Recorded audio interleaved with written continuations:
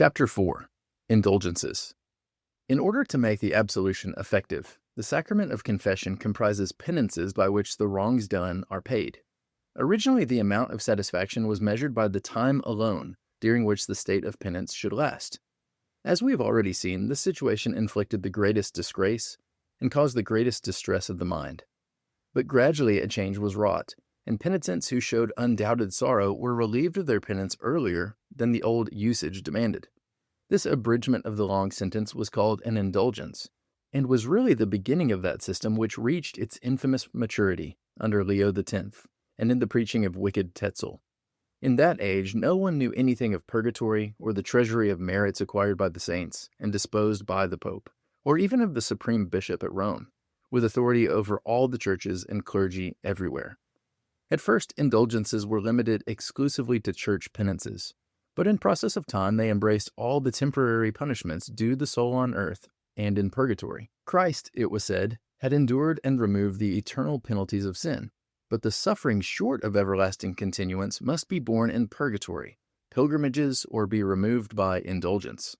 The earthly sufferings could be endured by deputy. Any amount of fasting, flagellation, or pilgrimage work could be discharged by substitute, and throngs of monks in time of papal darkness were competitors for the repulsive service. It was argued that when a man performs his allotted task for the day, he deserves additional reward or credit for any further services he may render. Such labors are beyond what his agreement demands. They are works of supererogation. So when a Christian leading a blameless life is persecuted and killed, as his sins did not draw his sufferings, these pains were meritorious. They were higher than a man's deserts. These were works of supererogation. It was claimed that millions of saints in heaven had left a legacy of such merits to the Church, and that in it she had a treasury of good deeds of immense value, incapable of exhaustion no matter how many drafts, through indulgences, the Holy Mother might make upon it. Sometimes it was said that one drop of the Savior's blood was sufficient for the sins of the whole world, and that all the rest went into the treasury, which the Church might give to souls in purgatory, or rich men on earth who had money to buy it, or to men not so wealthy who had some means. This was the paid-up capital of the Bank of Indulgences. The doctrine and practice of indulgence constitute the very center of the hierarchical system. In the 15th century, the disposal of indulgences became a common traffic, and public sale of them was generally preceded by some specious pretext. Often, the pretenses for selling them were in reality bloody, idolatrous, and superstitious. Pope John XXIII empowered his legates to absolve penitents from all sorts of crimes upon the payment of sums of money proportioned to their guilt. D'Aubigné, in his History of the Reformation, tells us that when such indulgences were to be published, the disposal of them was commonly farmed out, for the papal court could not always wait to have the money collected and conveyed from every country of Europe. And there were rich merchants at Genoa, Milan, Venice, and Augsburg that purchased the indulgences for a particular province and paid to the papal chancery handsome sums for them. Thus both parties were benefited. The chancery came at once into large sums of money, and the farmers did not fail of a good bargain. They were careful to employ skillful men to sell the indulgences, persons whose boldness and impudence bore due proportion to the eloquence with which they imposed upon the simple people. Yet, that this species of traffic might have a religious aspect, the Pope appointed the archbishops of the several provinces to be his commissaries, who in his name announced that indulgences were to be sold, and generally selected the men to sell them, and for this service shared the profits with the merchants who farmed them. These papal hawkers enjoyed great privileges, and, however odious to the civil authorities, they were not molested. Complaints, indeed, were made against these contributions, levied by the popes upon all Europe. Kings and princes, clergy and laity, bishops, monasteries, and confessors, all felt themselves aggrieved by them. The kings in their countries were impoverished, under the pretext of crusades that were never undertaken, and of wars and heretics and Turks. And the bishops, that their letters of indulgences were rendered inefficient, and the people released from ecclesiastical discipline. But at Rome, all were deaf to all these complaints, and it was not till the revolution produced by Luther that unhappy Europe obtained the desired relief. John Tetzel. Leo X, in order to carry on the expensive structure of St. Peter's Church in Rome, published indulgences, with a plenary remission to all such as should contribute toward erecting that magnificent building. The right of promulgating these indulgences in Germany, together with a share in the profits arising from the sale of them, was granted to John Tetzel, a Dominican friar, a licentious wretch, but an active and enterprising spirit, and remarkable for his noisy and popular eloquence. Assisted by the monks of his order, selected as chief agent for retailing them in Saxony, he executed the commission with great zeal and success, but with no less indecency. That my readers may have some idea of the course pursued, I give one of his harangues. After the cross had been erected and the arms of the Pope suspended from it, Tetzel went into the pulpit, and with a tone of assurance began to extol the value of indulgences in these words: "Indulgences are the most precious and most noble of God's gifts. This cross has as much efficacy as the very cross of Jesus Christ. Come, and I will give you letters, all properly sealed, by which even the sins you intend to commit may be pardoned. I would not change my privileges for those of St. Peter in heaven, for I have saved more souls by my indulgences than the apostle by his sermons. There is no sin so great that an indulgence cannot remit, and even if one, which it doubtless is impossible, had offered violence to the Virgin Mary, Mother of God, let him pay. Only let him pay well, and all will be forgiven him. Reflect then that every mortal sin you must, after confession and contrition, do penance for 7 years, either in this life or in purgatory. Now, how many mortal sins are there not committed in a day? How many in a week? How many in a month? How many in a year? And how many in a whole life? Alas, these sins are almost infinite, and they entail an infinite penalty in the fires of purgatory. And now, by means of these letters of indulgence, you can once in your life, in every case except 4, which are reserved for the Apostolic See, and afterward in the article of death, obtain a plenary remission of all your penalties and all your sins. Do you know that if anyone desires to visit Rome, or any country where travelers incur danger, he sends his money to the bank, and for every 100 florins that he wishes to have, he gives 5 or 6 or 10 or more, that by means of the letters of this bank he may be safely repaid his money at Rome or elsewhere? And you, for a quarter of a florin, will not receive these letters of indulgence, by means of which you may introduce into paradise not a vile metal, but a divine and immortal soul, without its running any risk. But more than this, indulgences avail not only for the living, but for the dead. For that repentance is not even necessary. Priests, nobles, merchant, wife, youth, maiden. Do you not hear your parents and your other friends who are dead, and who cry from the bottom of the abyss, "We are suffering horrible torments. A trifling alms would deliver us, and you can give it, and you will not."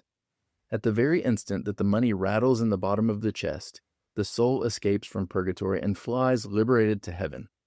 O stupid and brutish people, who do not understand the grace so richly offered!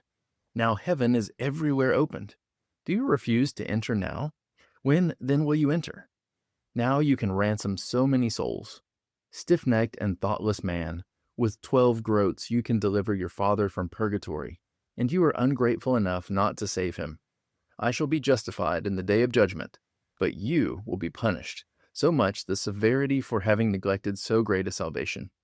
I declare to you, though you should have but a single coat, you should strip it off and sell it in order to obtain this grace. The Lord our God no longer reigns. He has resigned all power to the Pope. Do you know why our most holy Lord distributes so rich a grace? It is to restore the ruined church of St. Peter and St. Paul, and those of a multitude of martyrs. The saintly bodies, through the present state of the building, are now, alas, beaten upon, inundated, polluted, dishonored, reduced to rottenness by the rain and the hail. Alas, shall these sacred ashes remain longer in the mire and in degradation? Blessed are the eyes which see the things that ye see. For I tell you that many prophets and kings have desired to see, and have not seen them, and to hear those things which ye hear, and have not heard them. When Tetzel concluded his discourse, he immediately left the pulpit, ran to the money box, and in the sight of the people dropped into it a coin, being very careful to make it rattle, so that it could be heard by the excited people. This was the signal that indulgence had established its throne in the place with due solemnity. Confessionals, decorated with the Pope's arms, were arranged in convenient places. On each of these confessionals were posted in large letters the names, the surnames, and titles of the under-commissaries and of the confessors. Men, women, and children crowded around these confessionals, all with money in their hands. Even those who lived on alms found money to buy indulgences. After having privately explained to each individual the greatness of indulgence, the confessors addressed the following question to each penitent: how much money can you conscientiously spare to obtain so complete a remission? The demand, said the instructions of the Archbishop of Mentz to the commissaries, should be made at this moment, in order that the penitents might be better disposed to contribute. To all who should aid in building the Cathedral of St. Peter in Rome, the following graces were promised. 1. The full pardon for every sin. 2. The right of choosing a confessor who, whenever the hour of death appeared at hand, should give absolution for all sin, even from the greatest crimes reserved for the Apostolic See. 3. A participation in all the blessings, works, and merit of the Catholic Church, prayers, fasts, alms, and the pilgrimages, and 4. Redemption of the souls that are in purgatory. To obtain the first of these graces, it was said to be necessary to have contrition of heart and confession of mouth, or at least an intention of confessing. But as for the 3 others, they might be obtained without contrition, without confession, simply by paying. The intention was to make it appear that whoever possessed money could, by using it in the purchase of indulgences, introduce souls into heaven. The indulgence mongers said, as for those who would deliver souls from purgatory and procure the pardon of all their offenses, let them put money into the chest. Contrition of heart or confession of mouth is not necessary. Let them only hasten to bring their money, for thus they will perform a work most useful to the souls of the dead and to the building of the Church of St. Peter. The confession over, there was a rush to the trafficker, who examined very closely the dress, manner, gait, and appearance of the applicant. The sum required was measured by his judgment of the financial ability of the individual. If he made a mistake about the price set, he was empowered to make the best bargain possible, and all was to be arranged according to the data of sound reason and the generosity of the donor. For adultery, polygamy, sacrilege, perjury, murder, witchcraft, infanticide, and fratricide, he had a particular tax. In fact, there was no vein in the gold mine that they did not find the means of working. Tetzel executed the commission with great zeal and success, but with no less indecency. He assured the purchasers that their crimes, however enormous, would be forgiven, that the efficacy of indulgences was so great that the most heinous sins would be expiated and remitted by them, and that the person freed from both punishment and guilt, and that this was the unspeakable gift of God to reconcile men to himself. In order that my readers may understand more fully the frightful extent of the wickedness to which the traffic led, I give the usual form of the letters of absolution, which was as follows: May the Lord Jesus Christ have mercy upon thee, and absolve thee by the merits of his most holy passion. And I, by his authority, that of his apostles Peter and Paul, and of the most holy Pope, granted and committed to me in these parts, do absolve thee first from all ecclesiastical censures, in whatever manner they may have been incurred, and from all thy sins, transgressions, and excesses, how enormous soever they may be, even such as are reserved for the cognizance of our most holy Father the Pope, and for the Apostolic See. I remit to thee all punishment which thou deservest in purgatory on their account, and I restore thee to the holy sacraments of the Church, to the unity of the faithful, and to the innocence and purity which thou possessed at baptism, so that when thou diest the gates of punishment will be shut, and the gates of the paradise of delights shall be opened. And if thou shalt not die at present, this grace shall remain in full force when thou art at the point of death. In the name of the Father, and the Son, and the Holy Ghost, Friar John Tetzel, commissary, has signed with his own hand. This abolished all guilt and fear of hell in the minds of the purchasers, and inasmuch as the sale of indulgences was universally prevalent, the Church of Rome was everywhere triumphant. Darkness covered the earth, and gross darkness the people. The children of God were driven to caves and secret places of the earth, hunted by armed bands at the command of the apostate church. The condition was appalling.